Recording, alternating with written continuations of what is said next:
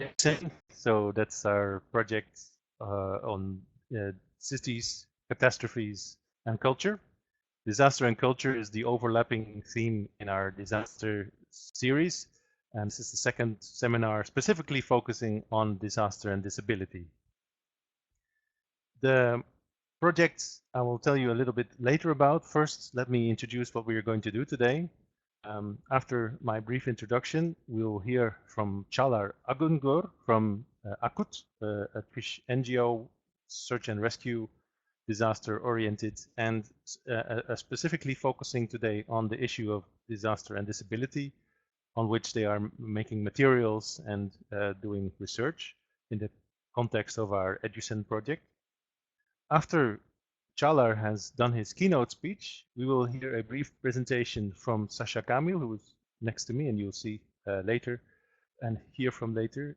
She's with the Liliane Fonds, which is a Dutch NGO working specifically with children, and her task, among others, is to link this work with children and development on disaster and disability to make the connection. After that, we'll have a question and answer session. And we very much would like to ask you to join us if you feel like asking a question. We have a routine for that, which is dictated by the software we use, and that is, could you please send us an email message, a chat message? You have a chat function in the software program. Either you can type the question immediately and we can read it out, or you can ask the floor saying, I would like to say something, I would like to ask a question, and then we will indicate that we're ready to have you and put you through, as it were. So we would like to make it as interactive as possible, although you're obviously also free to just sit in and listen what our keynote speakers have to say. And after you have done, after we have done the presentations, we will also introduce you a little bit to the next few sessions. At the end of this webinar, we will make a little bit of a preview for the next few webinars, which will be more detailed in their planning later on, but then you know what will be up next in the next few months, in case you would like to stay in touch with us and keep following this seminar series. So I was mentioning the EDUCEN project. It's a European Horizon 2020 project funded by the European Commission, which is specifically on coordination and support. So support in learning from each other between researchers and practitioners. We have game makers, we have universities, we have water managers, all kinds of various people who are confronted with the imperative to deal with diversity as a challenge, but also as an opportunity. That's where we find each other. And if you see our slide, you see one of our meetings, a mix of the researchers and practitioners in Italy. 7 cities are involved and beneficiaries of our project, 6 in the south of Europe, 1 in the north, all beset by disaster risk, earthquake, flood, drought, mainly these 3, and forest fire may also be an issue. The idea of this project is to learn from each other, to exchange stories of the road, literature, news, but also do some active experimentation with tools for dissemination of disaster and culture, for example, organizing exhibitions or developing serious games. And of course, meetings, seminars to disseminate, and this series of seminars is an example of that. All this should lead to a handbook and manuals related to cities, and the handbook for a general audience of practitioners, so with hands-on tips and tricks for how to deal with culture, giving definitions, links to literature, but also our own experiences of disaster and culture. If you're interested in that, then we can give you more information on the website, which is also now on the slide on your screen, the educenproject.eu website, which is maintained by our Spanish colleagues, consortium partners of eCatalyst. After this very brief introduction, I would like to give the floor to Dr. Caglar Akgüngör in joining us in Istanbul, who is representing the NGO that I was mentioning, AKUT. The issue of disaster and disability, it turns out, is not a straightforward matter. The concept of disability inclusive disaster risk reduction is now on many people's minds, but it's not so easy to actually realize and work with the issue of disaster and disability. People still find it hard to treat people with disabilities not only as victims but also as responders, as people with abilities and their own network and their own culture. So I would like to give the floor to Caglar first, and after that you will hear from Sasja Kamil from the Liliane Fonds responding and giving her own perspective of disaster and disability in working with an NGO in this field. Caglar, are you there? Yes, I'm there. Can you hear me? We hear you very well. And I hope you can see me as well. Greetings to all of you from Istanbul. My name is Caglar Akgüngör. I'm a doctor in disaster-related teams. Currently, I also manage the AKUT Association's contribution to EDUCEN project, which is what we call a case study that is conducted in Istanbul. First of all, just a brief information about the association for which I'm working. AKUT is the oldest and the largest volunteer search and rescue association of Turkey. I'm also a member of this association since almost its foundation back in 1996. So in a way, I can say that not only I am interested in disasters and disaster risks from a theoretical perspective, but also I have some practical field experience of disasters to a certain level as a rescue volunteer. As stated in the invitation message, today I will talk about what we did and what we keep trying to do here in Istanbul within the framework of EDUCEN project. The webinar's title was clearly clear, potentials and pitfalls, but I should also say that it's a bit maybe broad in terms of scope compared to what we do, because indeed we deal with disaster and disability, but actually we address only, we try to address only a carefully selected and carefully defined part of the problem area. In accordance, of course, with the limits of our knowledge, capacity, and available resources. Because after all, this is a search and rescue organization, as we will see. And the part for which we try to develop a solution is disaster preparedness trainings. Before starting, just to give you an executive summary of what we are doing here, what we did here. As an association, AKUT was aware of the lack of adapted training programs in Turkey for people with disabilities. And when we got invited for the project, we told a vital issue for us. So considering the disability as a also to a disability culture, we have decided that we thought that it could be possible to look for whatever would be relevant in disability culture for increasing resilience and reducing vulnerability to disasters, and integrate these points into our existing disaster preparedness curriculum, and also develop a new training model in cooperation with the disabled shareholders, disabled organizations, and participants.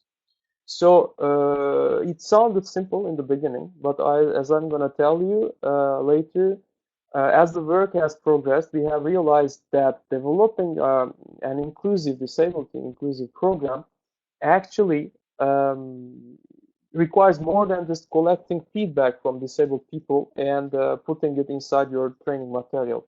Actually, beyond the technical adaptations, we also had to seriously modify our own perception and attitudes towards disability. And we had to learn to look in a different way to disability phenomenon to realize this collaborative work. Now I'm going to give you more details about how it happened. But first, background of the Istanbul case study, because it has a past. It is based on some past experience of AKUT. To start with, I should say that AKUT Association has never been a disability aware organization specifically.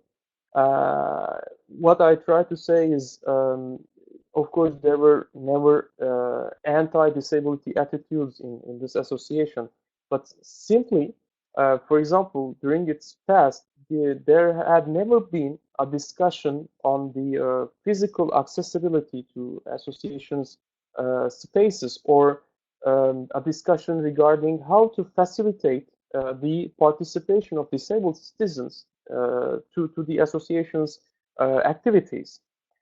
This is not because of a deliberate omission, but this is very in parallel with the development of the perception of disability phenomenon in AKUT's case is not different from the rest of the society. Aware of the disability phenomenon in general. So maybe another important fact is that we didn't get demands from disabled citizens, who wanted to join the association, neither. So for a while, quite a while, we didn't have the idea of developing a specific policy towards the disabled people. However, AKUT volunteers have always encountered disability in practice, which is interesting because in two domains, mainly, I say. The first one is when performing search and rescue missions.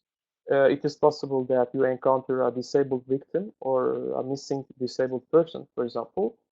And we observed that that was creating an extra complexity in the operational procedures. How to handle a disabled person may be, not forcefully, but may be different than how to handle a non-disabled person.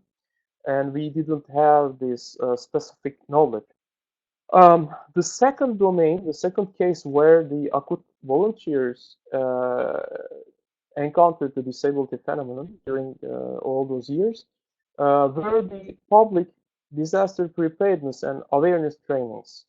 The volunteer trainers, which we call seminarists, we call that these disaster seminars. The volunteer trainers had difficulties on answering specific questions coming from disabled people or from their relatives or families regarding some aspects of the disaster preparedness and the disaster risk reduction, I would say. So slowly, especially in the AKUT seminar unit, there has been questions about.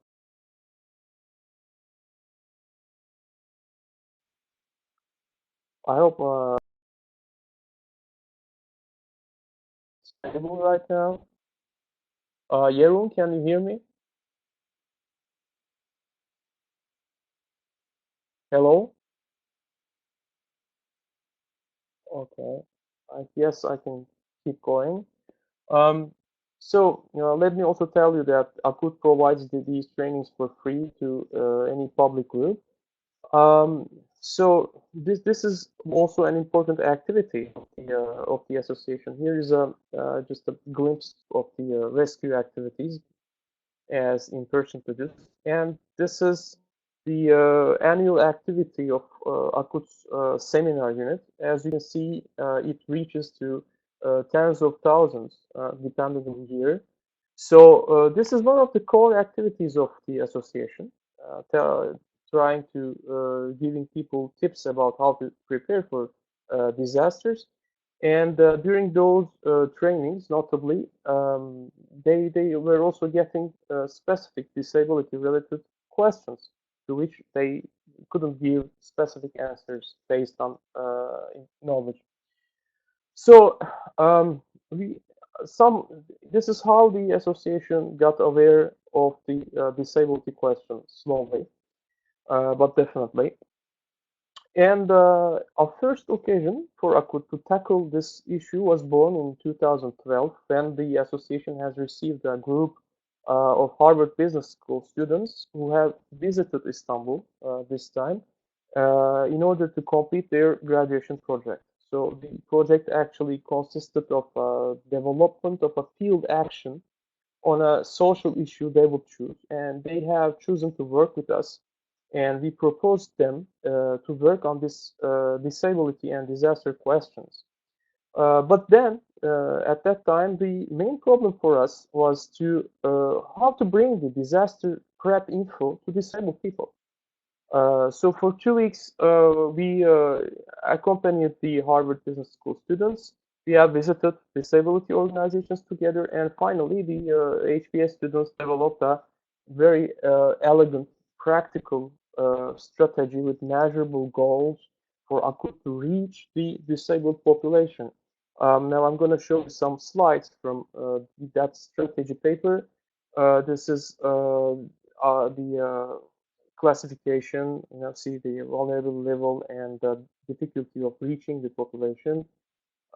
This is from the research they have done. As you can see, it was quite professionally made, a real strategy, how to start, how to evaluate, and how to also deal with risks of the strategy.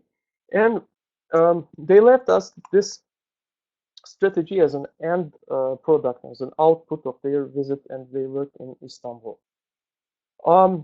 Nevertheless, the fact that this work was concentrated almost only on improving the delivery, how to ensure the physical participation of the disabled, and improving delivery was a serious limit for developing a comprehensive and inclusive action.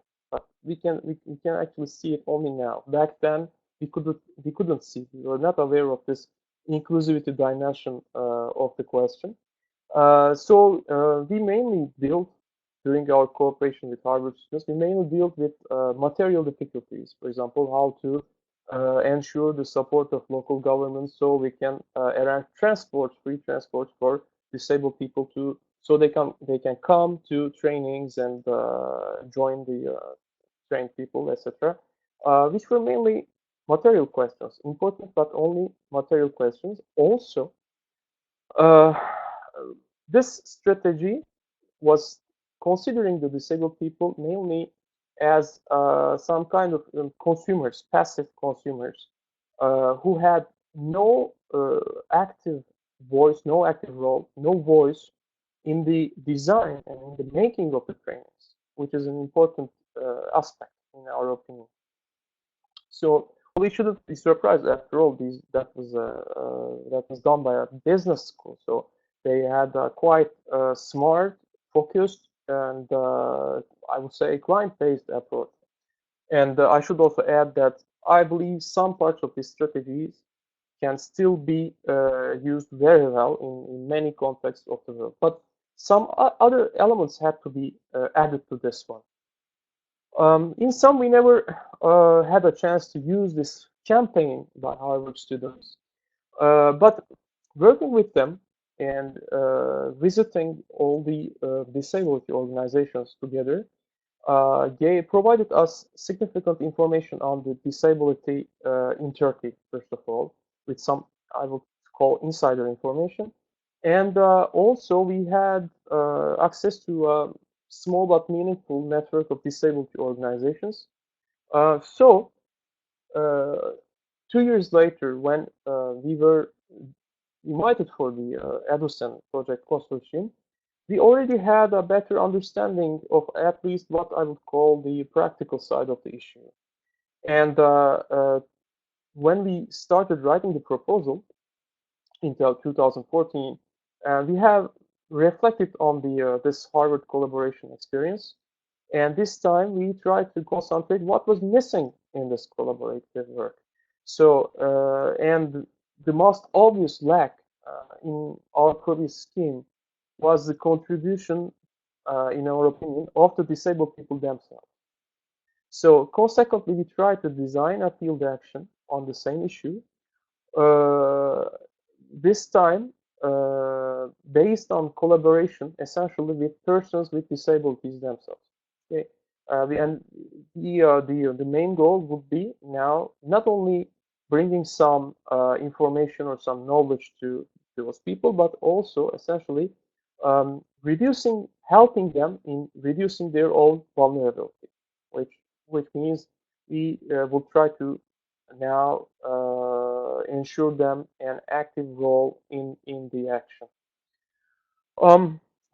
After as a consequence of the writing phase of the proposal, what came out was principally limited to production of disability adapted training program and its physical and digital dissemination products, I would say side products such as audio, video, and other material, which will be produced in parallel.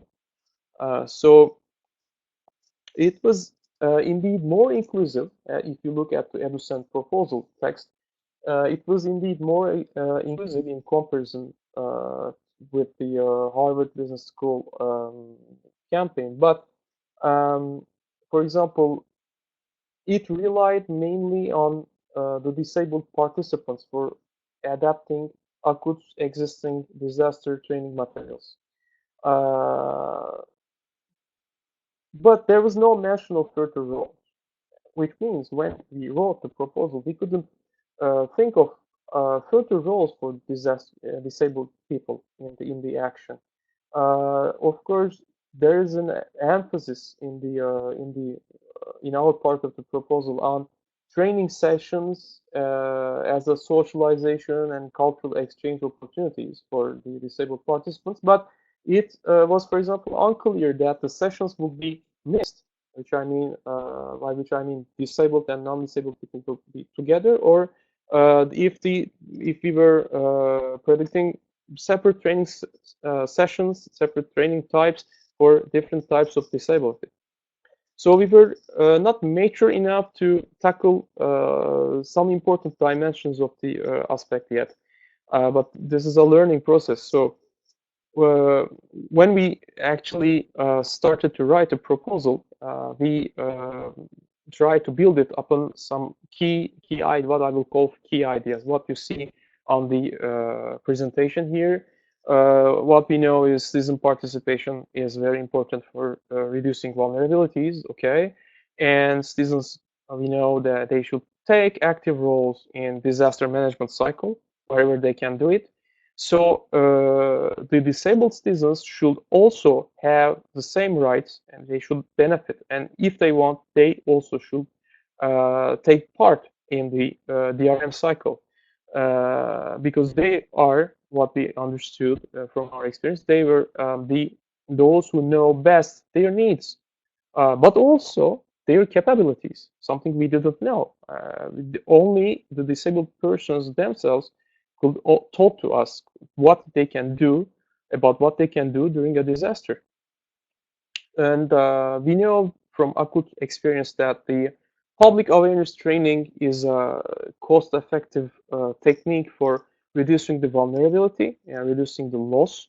And it is also within the capabilities of AKUT association. So the idea in a city, Istanbul, in a city which waits for a major earthquake, the idea will be to work together with disability organizations. So they will bring the disability knowledge, and we will bring the disaster knowledge, and we will put these two together in order to create a new training model.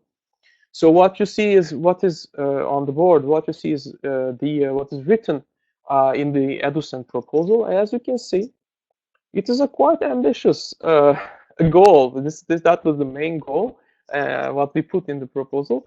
It is quite ambitious, and to be sincere, we couldn't address all those sub goals, sub aims during the work, but we only tried to a bit narrow down some parts, but also as you will see, we changed also a bit our approach.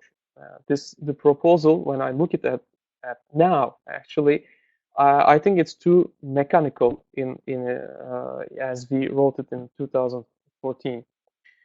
All this to say that we understood that it was necessary to include the addressed vulnerable groups in the action. In our case, it was disabled people, but we will still not completely ready to develop a sound strategy for doing it, because also I believe we didn't have a chance to include disabled partners in the very beginning, in the writing stage, when we wrote the Istanbul case study. But there were time constraints and other problems as well, so not everything can be perfect. So basically, we did it in an isolated manner in our own. But following the acceptance of the proposal by the European Commission, we tried to overcome this, I would say, conceptual isolation before the project has actually started, and also in the first months. Two important international events gave us to broaden our perspective on disability and learn about the fundamental concepts around the disability phenomenon, while also ensuring us the opportunity to meet some of the best experts in the world on disability and disaster question. The first one was the Sendai United Nations World Conference on Disaster Risk Reduction, where we could participate to the meetings of disability included disaster risk reduction networks. And the second opportunity had been the councils, major hazards agreements, secretaries, work group meeting on disability and disaster. Following these two important meetings, we started to build also a theoretical argumentation for our case study, which I consider as an important step, because until then we had considered the Istanbul case study mainly as a practical work, for which we didn't see the need for building reasoning beyond practical needs. But after participating and actually meeting with these people, and by the way, I'm seeing the messages coming from the consortium. Can you hear me? If you can hear me, please say so. So I will turn my mic on or off. I hope it's okay.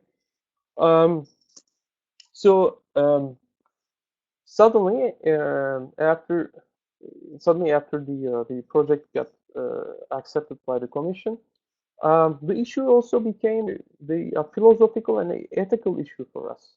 And since we also started to think that providing disabled citizens with disaster preparedness information was also an ethical necessity and a human right from their perspective.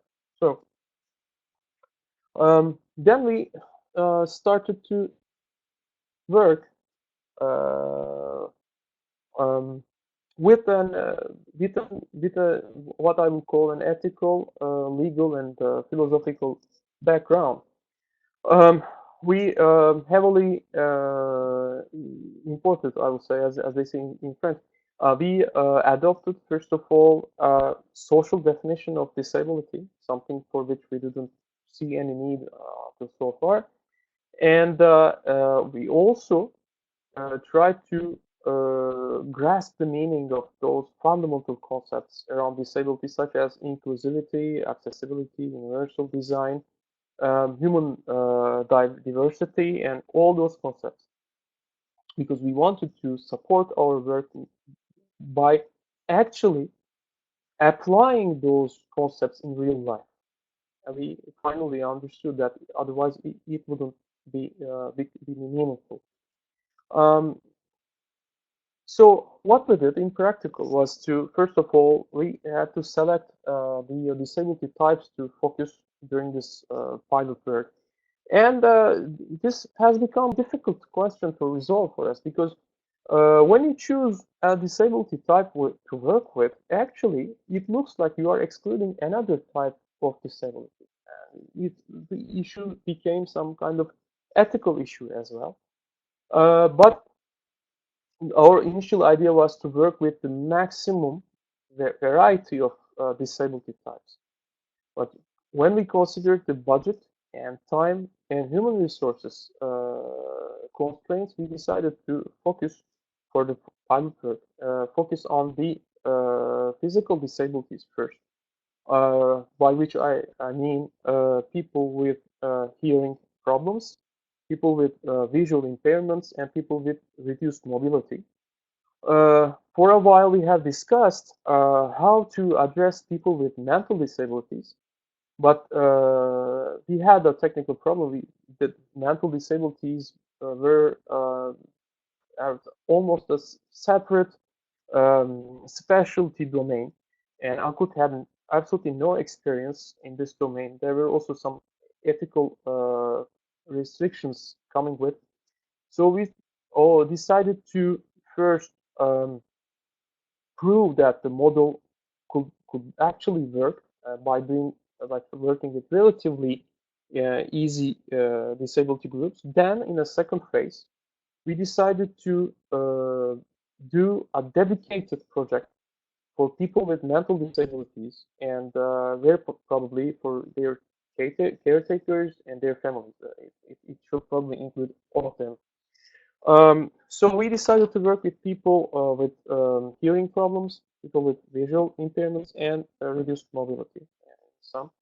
And then came the question of which organizations to cooperate. Well, we wanted to build an NGO to NGO cooperation. That was sure, because we wanted to create something that any group of NGO, any group of citizens could replicate somewhere else in the world, and without big resources of the public resources coming from government or even local governments. We wanted to show that just by cooperating with a quite limited budget and material resources, it was possible to do such an action. So we selected our partner NGOs. First, we asked the Turkish Ministry of Interior to give us their statistics on the disabled NGOs in Istanbul. We have selected the oldest ones, the ones with the largest membership base as indicators of stability. Then we conducted a research on internet mainly to see if they were doing social projects or not. They were on the they were just representation organizations, or they were also doing such projects. And we have chosen a small group of active but very well-known NGOs in Turkish context. So what we get, we got one NGO with people with partial hearing impairments, people with cochlear implants. One NGO that represents people who are totally deaf. One NGO, two NGOs representing people with visual impairments, and one NGO representing people with reduced mobility. And we also had another one, but they later were disinterested in the action and they didn't participate. Another chance is this networking effort brought us another important part.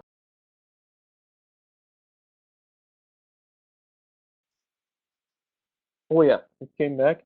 Jeroen, can you hear me? I can't hear you, but no problem. Okay. I see the director's sign, so I keep going. And this networking effort brought us a very important shareholder, which was the Association for Local Description, who is specialized in making all communicative and cultural material accessible for mainly deaf and blind people. So what we did is we conducted focus group meetings during which we submitted our existing training material to our partners, and they criticized it and they gave us feedback. Then we integrated the feedback into the material again, and currently the material is in production for becoming accessible to everyone. And the next month, in December, there will be evaluation and testing meetings again before the dissemination. The material is, by the way, mainly a PowerPoint presentation, quite long. It includes the earthquakes, floods, and fires. But also there are some side products to complete it.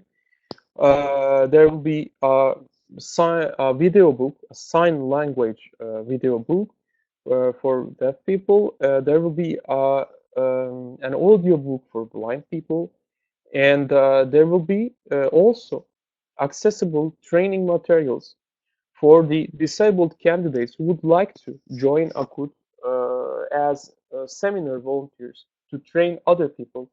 Of course, not only disabled people, but to train mixed groups, which is an important case. Maybe the only exception is what a feedback given to us was by our totally deaf shareholders was they were not happy with the sign language translation of people with hearing. They said sign language is a language that you should learn from your birth. It should be your mother tongue. Otherwise, the translation, the quality of the translation is not always good. And they said we want to become trainers who will train deaf people because we are the ones who taught their language best, which is very interesting for us. And of course, we said yes. So, so the next stage will be concentrated on training the trainers. Now, lastly, what we have learned from all this. First of all, we have learned some things with respect to disaster and disability. The first thing is disabled people are not more or less interested in disaster preparation than the rest of the population. In fact, a disabled person's perception, as we can see it, of the disaster is not disconnected from his or her society's perception. Whatever he has in his society, he got more or less the same view. So it may be quite realistic or not. Or they can be interested in having a disaster training or not. It's an error to think that all disabled people will be very willing to get disaster trainings. They can be uninterested as well. A second thing is we learned that not every disabled individual will need assistance or will ask for assistance. Depending on disability type, people can keep their autonomy just as the rest of the population after the disasters, provided that they were given the same level of information and they benefit from same level of support with the rest of the population. So, for example, the idea of having someone who assists them was quite harshly refused by our blind partners, while our partners with reduced mobility expressed that they would probably need for someone else to help them in case of disasters. Also, another lesson is if you want to know what a person with disability can endure during an emergency, well, you better ask him or her, because some interesting details can make disaster for them. Some interesting things can result in serious emergencies for them, as opposite to us. Two interesting examples is I have in mind. The first one is sound alarms. For example, imagine that you're totally deaf, you can't hear anything, and you go in a hotel in a different city at night, and you check in, you go to your room, and there's a fire in the hotel. Well, if there's no vibration alarm in your bed attached to your bed, well, it's impossible that you hear the alarms if no one comes to your room to look for you specifically. And you can be in great danger just because no one ever thought to install such alarm systems. This can be the case in any building, by the way. Another interesting example is something I have told you during our meetings, EDUCEN meetings before. A heavy snowfall, for example, is an emergency. It can be an emergency for someone who is totally blind because it may change the surface topology and change the tactile surfaces, which are useful for our blind friends to find their way around. So it's important to get all this the specific knowledge and to integrate it into threat knowledge in general. Also, the way that the disaster information will be disseminated should also be discussed with the people with disabilities themselves, and they should be the ones who decide how this information should be disseminated. We have quite interesting cliches about how to communicate with disabled people. Before starting this case study, I was thinking that for people with impaired sight or for blind people, it will be sufficient to prepare everything in Braille alphabet and to print it in Braille alphabet, and it will be all right, which wasn't the case. Because most blind people in Turkey, for example, they don't know the Braille alphabet, and also there are some technical problems with it. Every single page in normal print actually can be printed only in 2 or 3 pages with Braille. So if you want to print a disaster preparedness guide, which is maybe 20 pages, you should make 60 pages in Braille alphabet, which will give you thick and quite boring stuff to read, even for blind people. Thick guides to distribute everywhere. These are quite interesting but important material problems. And there comes the accessibility problem. Accessibility is a right. So you can print something in Braille, but what about the pictures? Or what about the graphics? So there comes the necessity for vocal description. So at the end, after all the discussions with our blind friends, we understood that the best way, since they were all very good users of technology, the best way to reach them, a large population of blinds in Turkey, is to produce everything in format of audiobooks and to let them download and listen to their rhythm as much as they want. And the other example is regarding the deaf people. You may think we are tempted to think that if you're deaf, it's okay. We can just give you something, printed or written in forms of text. But what if I tell you that quite large majority of deaf people in Turkey don't know how to read and write? So in that case, the sign language or even simple graphics become a very important tool that is necessary to use if you want to reach them. Another lesson we got is accessibility tools may, for example, if we talk about that training, accessibility tools can slow down the rhythm of your training. For example, it's not a good idea to describe every picture or every visual element in a PowerPoint slideshow. Even for the participants who have visual impairments, it becomes very, very boring, as they told us. They know, the disabled people know very well that 100% accessibility is not possible.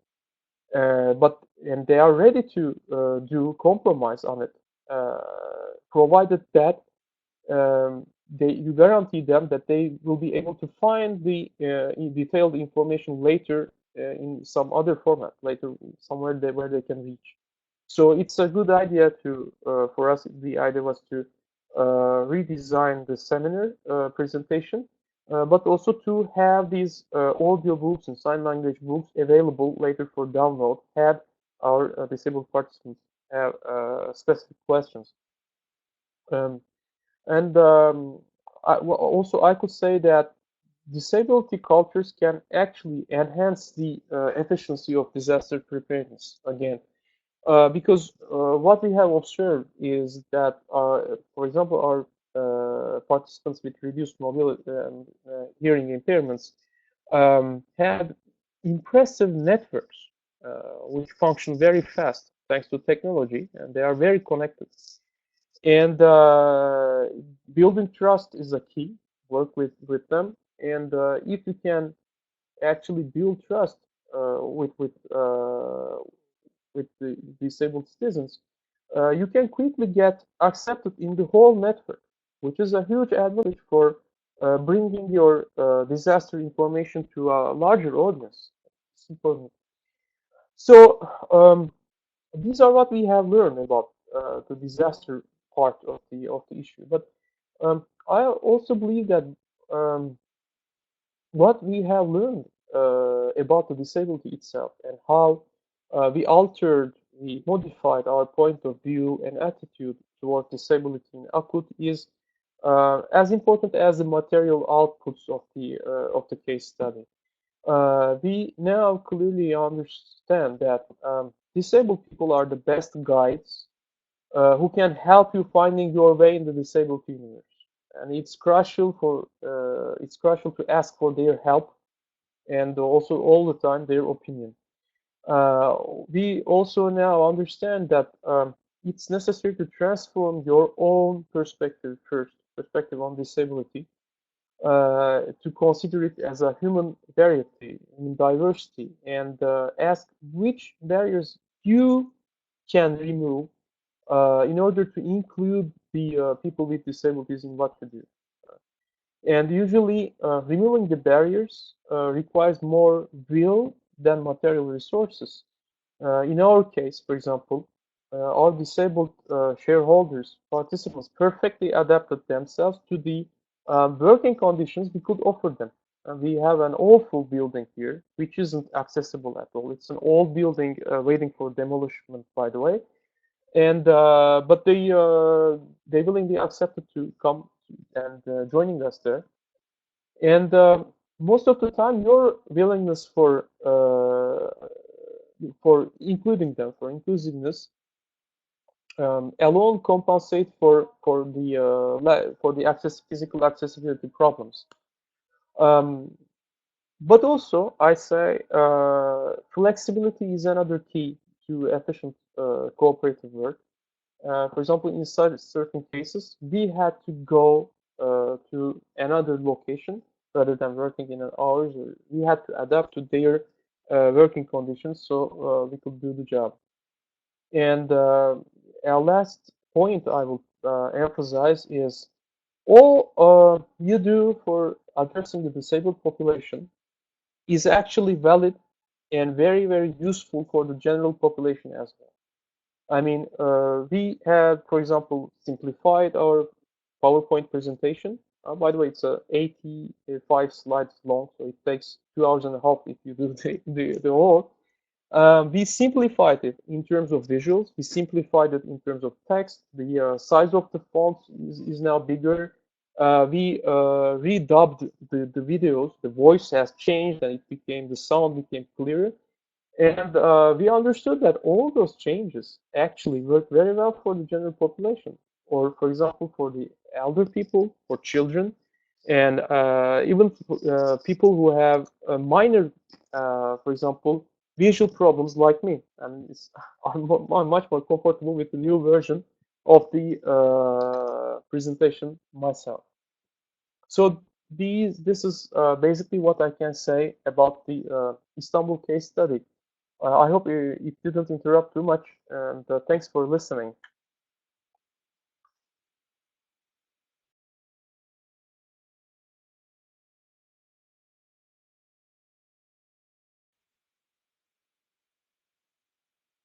Thank you so much, Caglar. It was indeed unfortunate that we had some interruptions, but I think the large majority of your insights reached everybody without unscathed. Thank you for your introduction. Meanwhile, I would like to remind the participants online in this webinar that it's possible to ask either a quick question for clarification, to just chat, put in the chat function your question, or you can ask the floor if you would like to make a point, make a larger statement, or discuss with our speakers or with each other.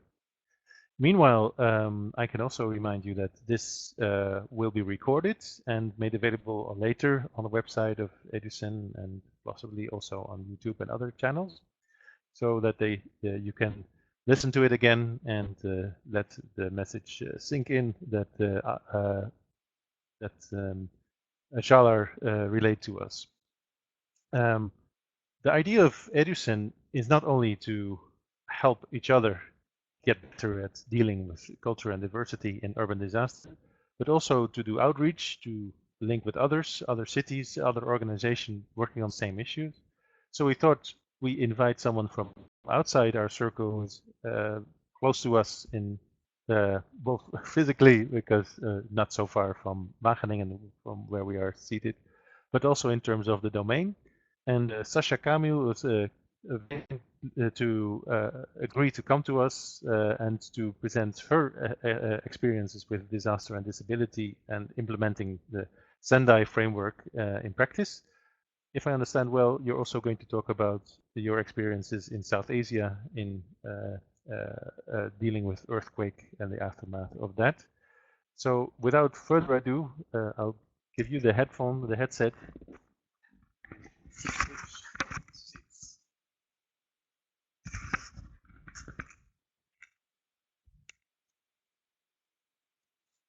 Okay, good afternoon. I hope you can hear me. My name is Sasja Kamil. I'm working at the Liliane Foundation, which is an organization based in the Netherlands. I'm working since about 35 years with children with disabilities mainly. Annually, approximately 100,000 children are assisted in 29 countries. And we work through strategic partner organizations in most of these countries, and they work again with a lot of local partner organizations, including disaster people organizations or pitfalls. The major topics we work with are healthcare, education, and income generation, building advocacy, and the approach we use is mainly community-based rehabilitation. And since approximately 2 years, we work on disability-inclusive disaster risk management, and we are still in the pilot phase. And that's why I came in the picture to assist with that.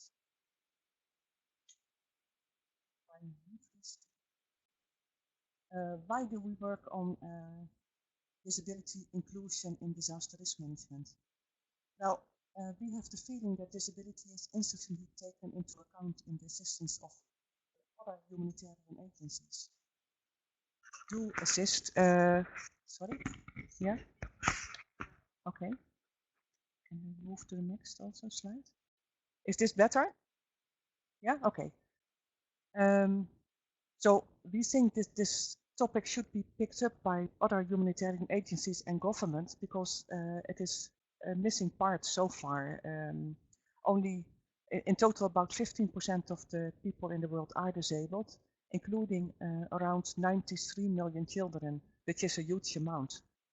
And they are often not included yet in village disaster risk reduction or preparedness measures. It is happening here and there, but it's not common yet. And that's why we feel that we could also pick it up and pay attention to it. And I'm happy to hear that also in Turkey this is happening. Can I have the next slide, please? The approach we are using, and this was an approach that was also confirmed last year in the Dhaka conference on disability inclusive disaster risk reduction, which was a kind of follow-up of Sendai. But everybody who was present there mentioned that the best approach is the twin track approach, and I will explain briefly later what it is. In our organization, we want to mainly concentrate on disaster risk reduction and preparedness and how to include disability there. And we want to work on relief and rehabilitation only in rare cases, if we are really present in the area, or if we have a partner in the area, if no one else is active there, and if it is needed for survival. Why is this? Because I have the feeling that relief is really a special type of work, especially after huge emergencies like the earthquakes in Haiti or Nepal, and it's not something easy to pick up by smaller agencies. So that's why we also consider the twin track approach.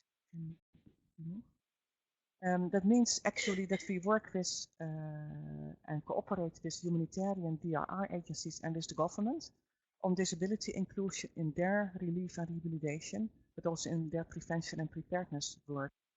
And we work with disability people's organizations and with people with disabilities and their caretakers at community level on capacity building in disaster risk reduction and preparedness. And we support them to become members of the often existing disaster risk management committees in the villages. And that is an approach that we have been practicing in some countries now, and it works quite well. What we use as a tool is the disaster risk management cycle, and we have tried to put some of these steps that we could take in the different steps of the disaster risk management cycle for how to deal with disability. Now, I think it's a bit too much to explain it all because I only have about 10 minutes. But what is of major importance is building local capacity. And in our case, that is building the local capacity of people with disabilities. Though if you work with children that are often the caretakers or the elder children with disabilities, and the disability people organizations in disaster risk reduction, disaster risk management, etc.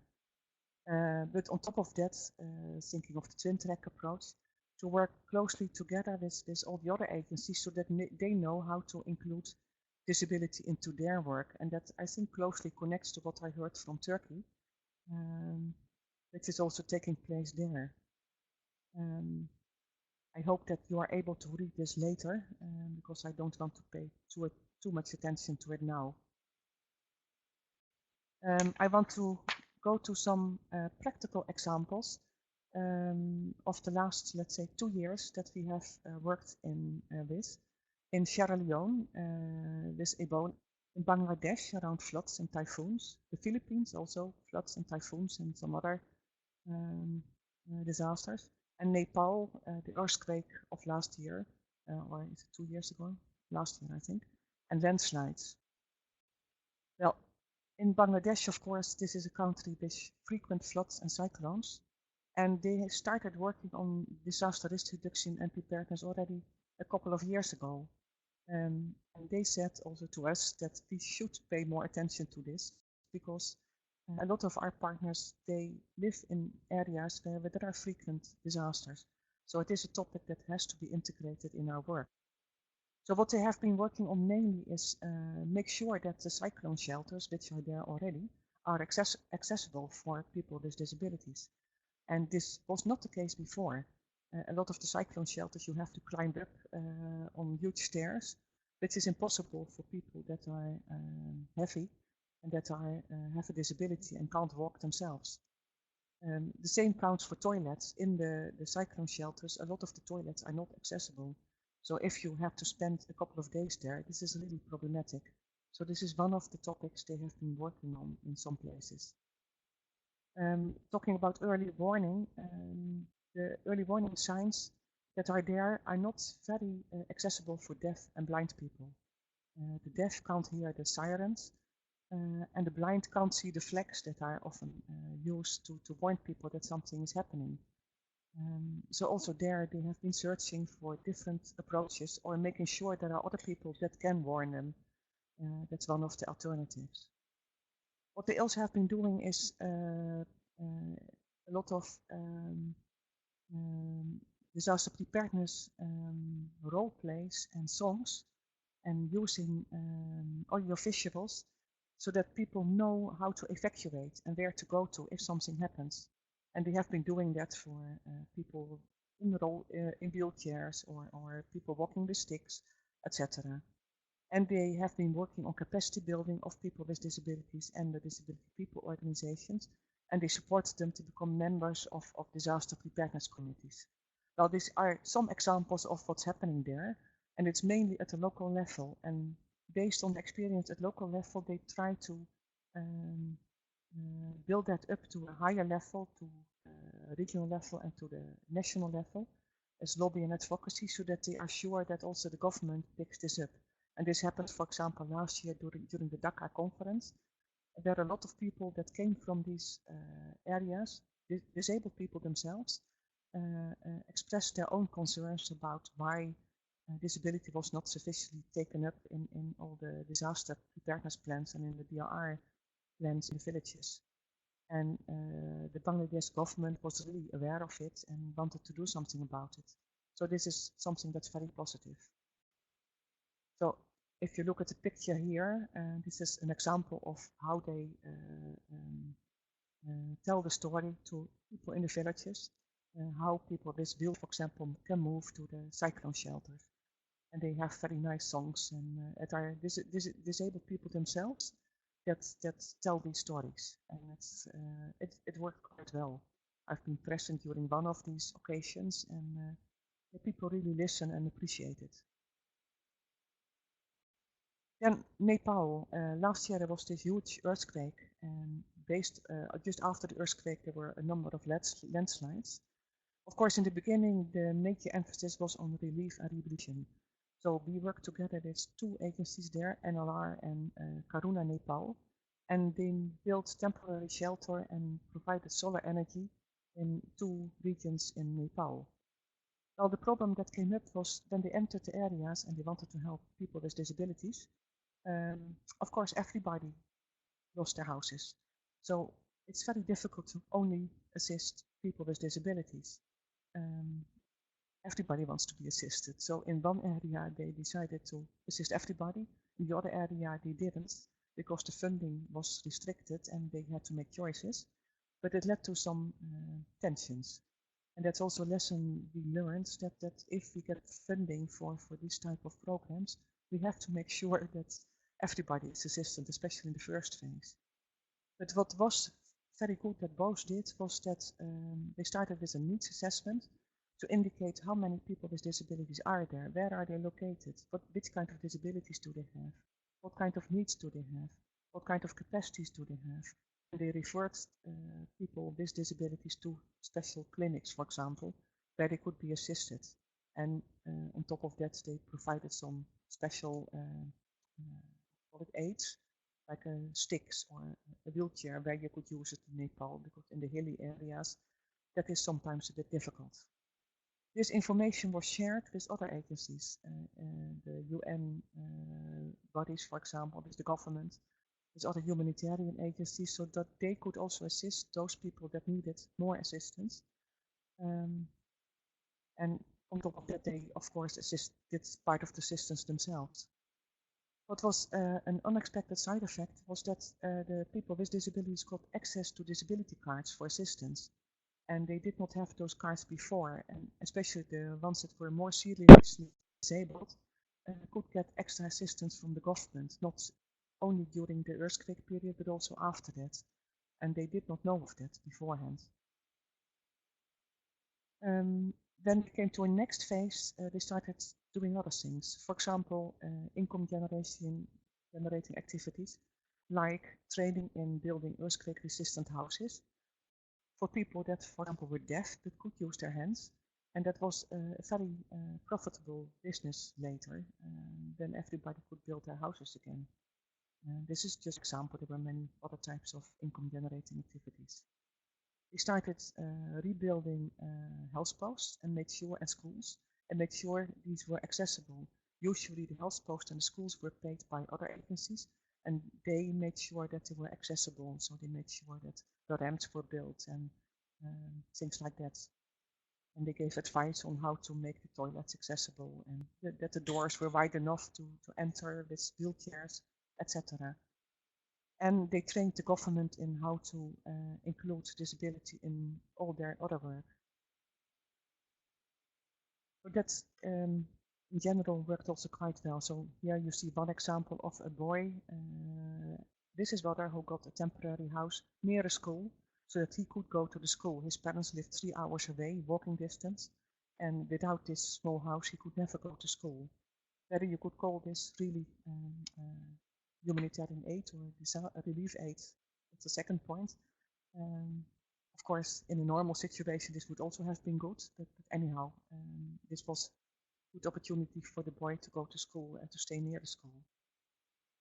Then in Sierra Leone, Ebola, that was of course very complicated for people with disabilities because you could not touch people because there was a risk, of course, that you moved Ebola from one person to another if you assisted people with disabilities.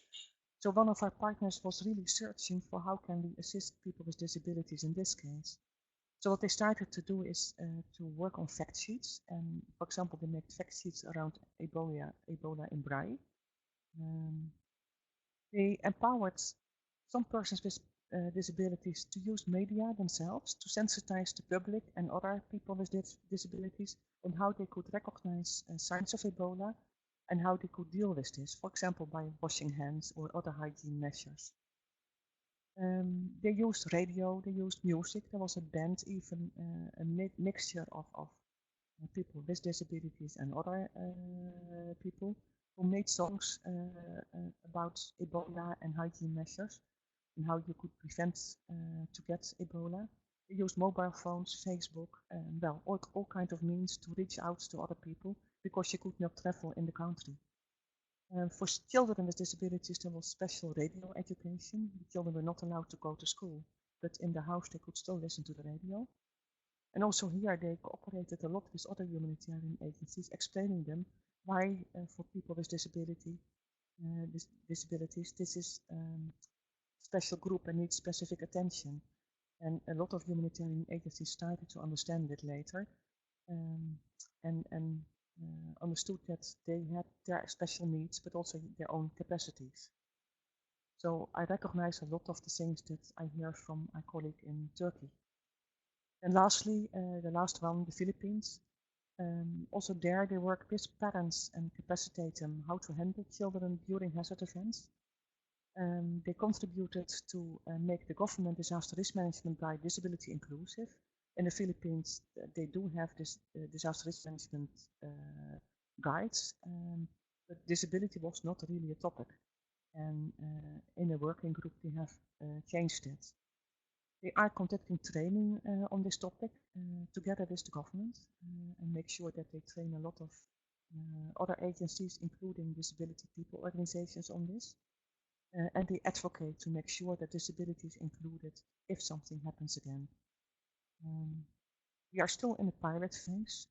We have tried to incorporate our lessons already in guidelines for our partner network.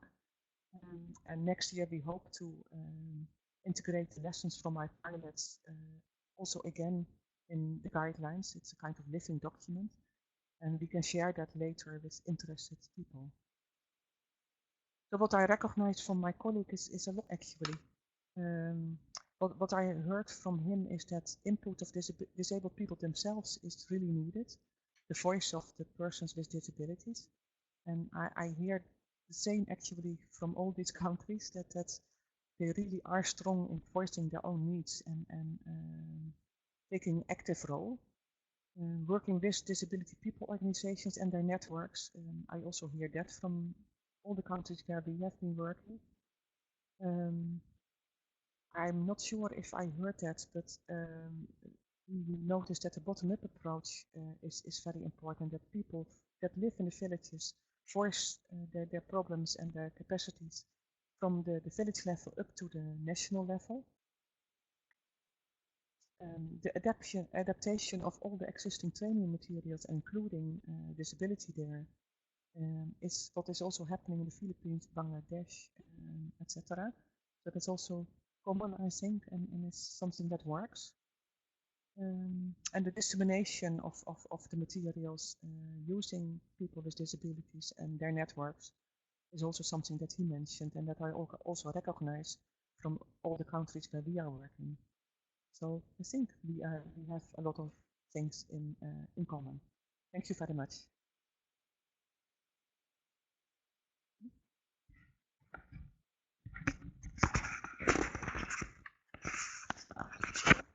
Thank you so much, Sasja, to give us the broader perspective of the world and also some supplementary insights on how to deal with people with different needs in disaster. One small anecdote that comes to mind is that actually in the Netherlands, we also find that ambulance workers are sometimes quite aggressively approached by people who feel that they are that others are being treated, given special treatment, people with special needs or people who are very urgently in need of assistance, because they feel that they should also get the same treatment and the same assistance. Well, there's obviously a shortage of ambulances or medical staff. So people recognize that there are people with special needs, but in an emergency, they may not necessarily give them priority. So now we have heard two presentations, one by Caglar Akgüngör from Istanbul and from Sasja Kamil here from Wageningen. And you're very welcome to chip in with questions or comments. I would also like the two speakers to invite them, please, to respond to each other or ask questions to each other in case that is relevant. And I would like to kick off with a question to Sasja. That is, you have not really, although one or two, you've given two examples of children, but are children a specific group in disaster and disability? Do they have their own needs or their own abilities that you haven't really run into that? I'm also asking you because I know that one of our participants is with another European project called Keynote, which focuses on children in disaster, which may have some links with your work on this.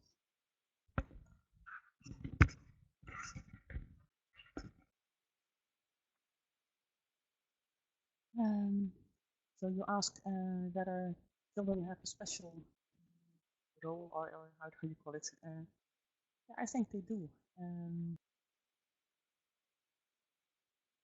Children, for example, a lot of children with a lot of children with disabilities, they are in school. In school, of course, if something happens, they have to make sure to also get out of the school if something happens. I remember a story when I was in the Dhaka conference from one of the girls that was there, who could not walk herself, that when the earthquake came, all the children, they ran out of the classroom. The teacher ran out of the classroom and she was stuck there and everybody forgot her. And she said, I felt so terrible there. I was screaming for assistance, asking them to help me, but everybody was only looking after him or herself. And they just forgot all about me. And I think that is really terrifying to realize that you are there and you can't do anything.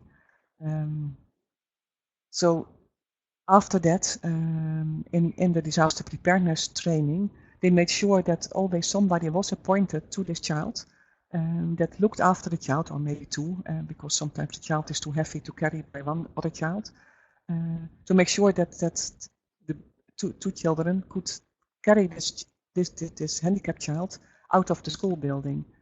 And I think that is something that happens very often. In such situations, you especially have to look, especially with children, for the caretakers and make sure that there's always somebody assigned to help them.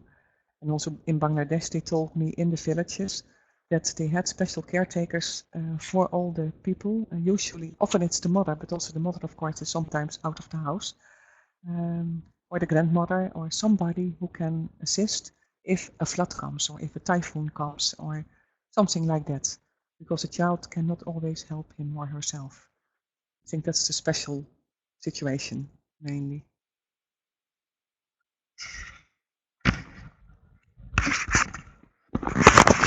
Thank you, Sasja. Another question that came to my mind is, how can we bring your experiences to a European level, because your main examples were from South and Southeast Asia and from Sierra Leone in Africa. You might say, well, the socioeconomic and physical conditions are different there, obviously. We try to deal with European urban disasters. But then here too, especially in Southern Europe, we have lots of earthquakes. Very recently in Italy, in Rome and Apennine area. We have very, yeah, there are differences, but also similarities. And so can I challenge you to say something about how these insights might be useful to responders and planners in Europe?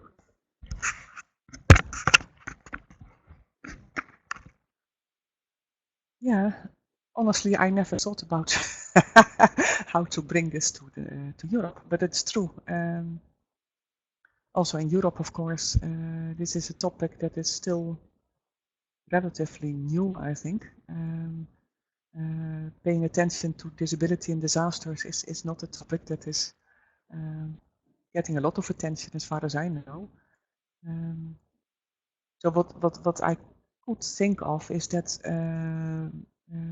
we share knowledge that we are acquiring, and we are not the only one, by the way, in the Netherlands. There are some more agencies, and also on a larger scale, there are more agencies that work in this field. It would be useful, I think, to share this also in the European networks. We work together, for example, with organizations like Handicap International, the Stoffel Blinden Mission. I'm not sure if they play a role in European networks, but it's worthwhile considering that, I guess. Yeah. Perhaps we could work with a student from your department to see if we could do something about this. Yeah. Can I now give the floor back to Caglar? Do you want to respond or elaborate on points that we've just made? And okay, let's first respond to Mona. And okay, let me first give the floor to Caglar, and then give the floor to Mona, typing the question in the chat, and everybody else is also welcome to do that. Caglar?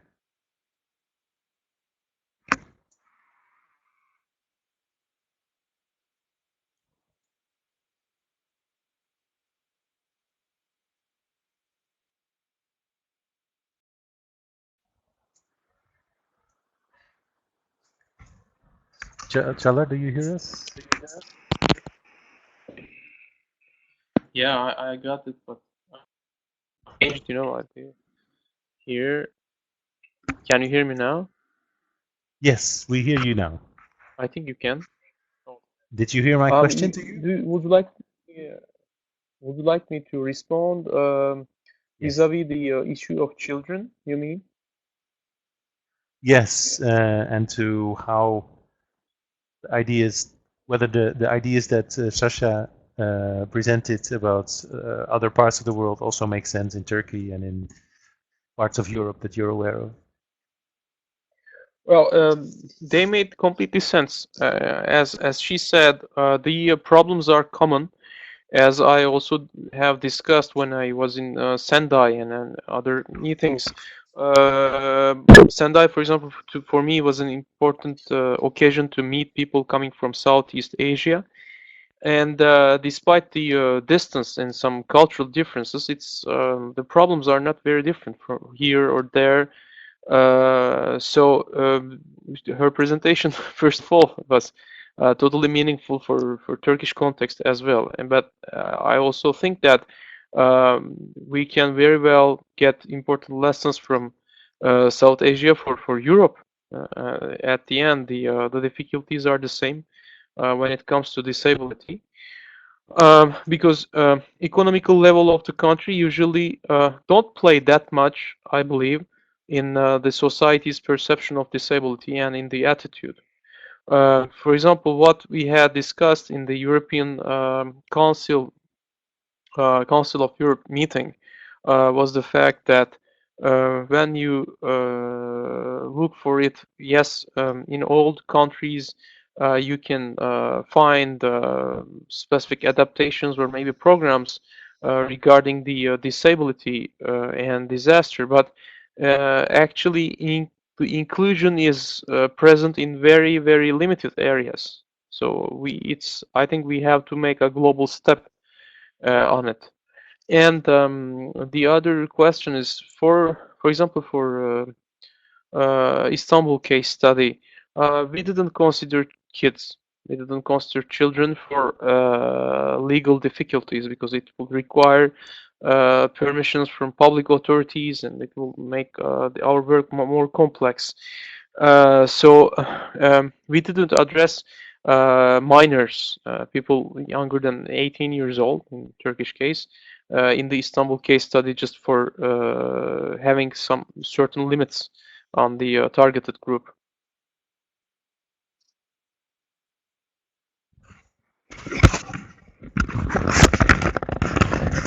Thank you, Caglar, for your answer. Meanwhile, Mona has posted her question. To who is the question? Both. Okay. Floor to Sasja first.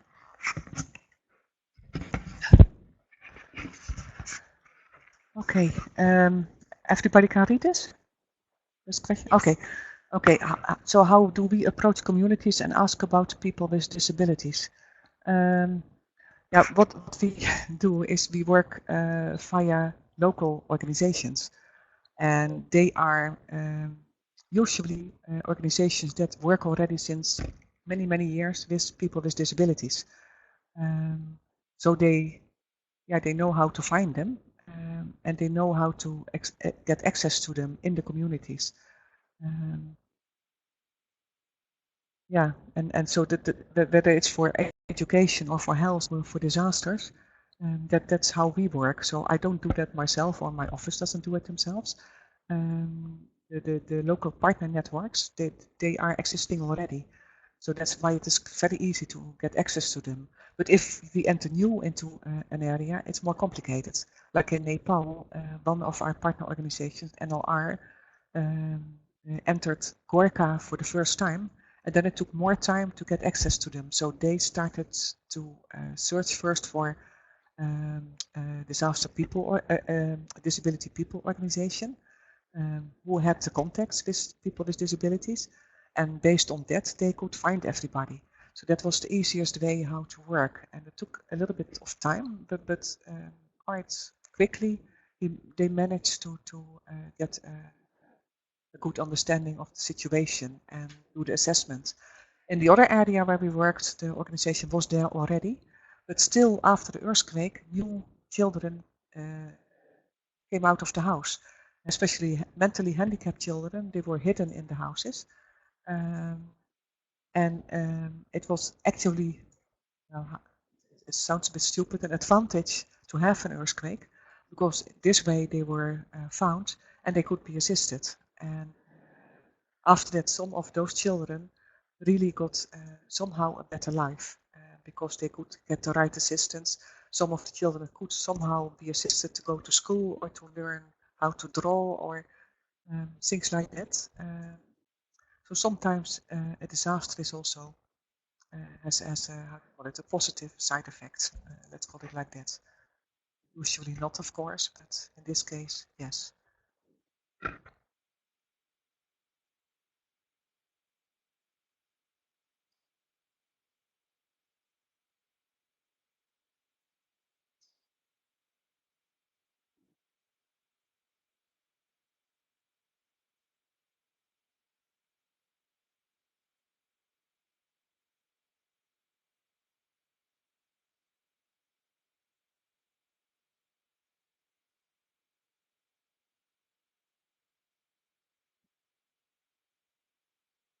Yeah, okay. I would like to react to the question of Miranda Gandulaki. It's true that a lot of elderly people have the same problems because, of course, a lot of them also have disabilities or some problems. At the moment, there is a handbook written by Help Age International and Handicap International, and I think one more, CPM probably, that covers the complete topic, let's say, how to deal with elderly and with people with disabilities in disaster. I don't know if many of you have heard of the Sphere handbook, which is a handbook that is used during disasters around health and food security and shelter, etc. And has been adapted somehow to elderly people and people with disabilities, including children. And this handbook gives a lot of practical tools how to integrate this topic in disaster aid. I don't know if this helps or is sufficient reply.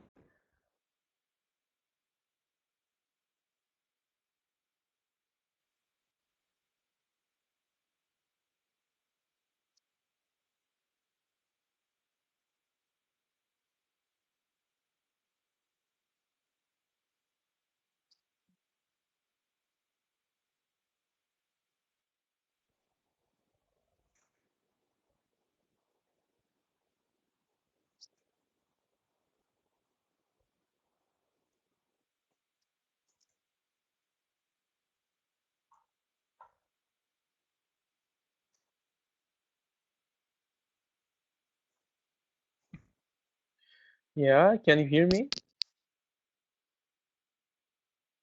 Okay, I got. Mona, hello, hello. Thank you for the question. Now I see what you mean by that. Actually, Istanbul case study is.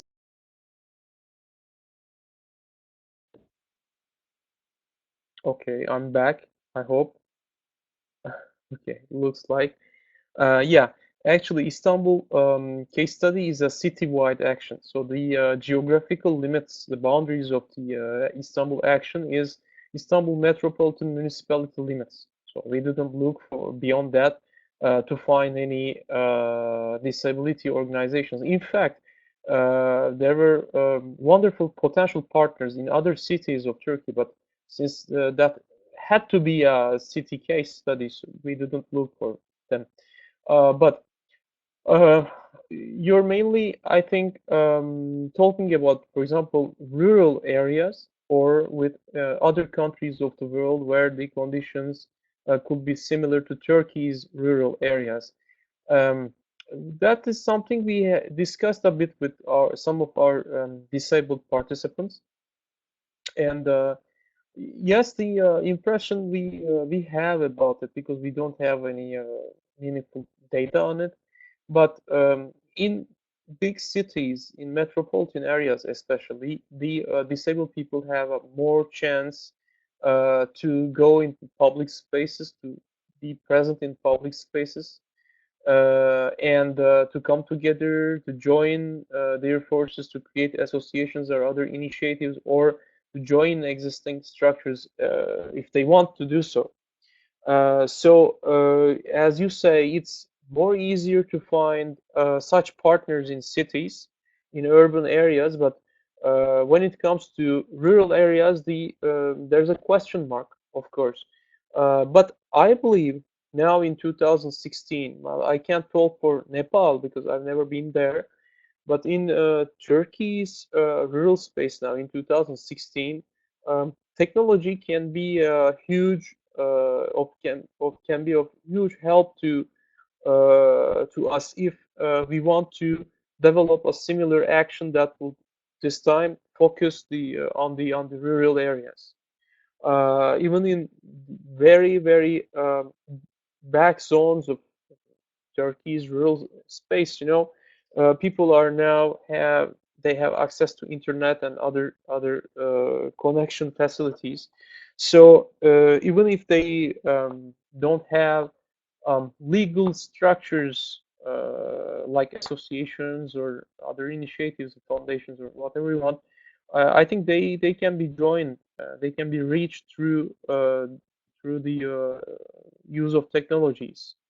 At least this is what I hope for the future, because we want to go into to this way. That's why we produce all those materials.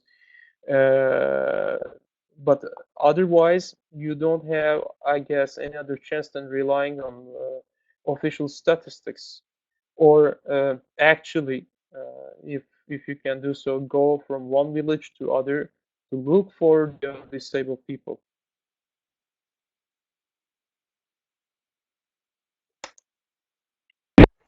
Thank you, Caglar, for your answer.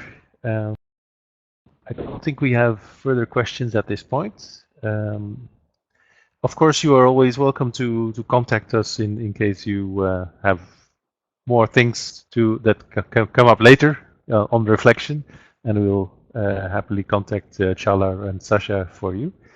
I would like now to thank the speakers, both Sasja, Kamil, and Caglar Akgüngör, for their presentations and their responses to the questions and to each other. And I would like to end by giving a very quick preview of our next plans. In mid-December, we plan to have a next webinar on organizational cultural differences, not just between, say, police and firemen, but also between military and civilians in emergency situations. And we plan to have speakers both from the NLDA, that's the Netherlands Defense Academy, and from organizational studies. In January, Jürgen Sparf from Mid-Sweden University will join us to give a presentation related to disaster and culture. The exact topic to be decided. If you are interested in giving a talk yourself in this domain, also please contact us. You can find us on the website educenproject.eu.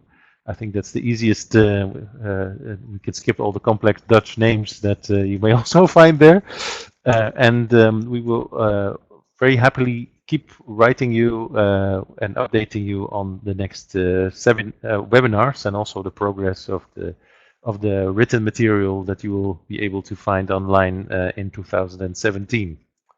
So for now, everybody, thank you very much for actively or passively sitting in and participating in our webinar, and we'll be back to you in December.